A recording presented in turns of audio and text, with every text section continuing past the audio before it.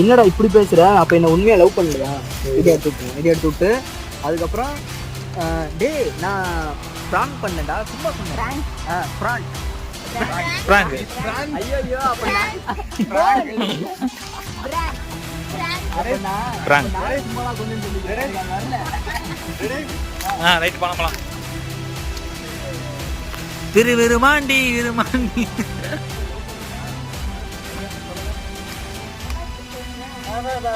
நீ ஏன்டா அப்படி பேசுற?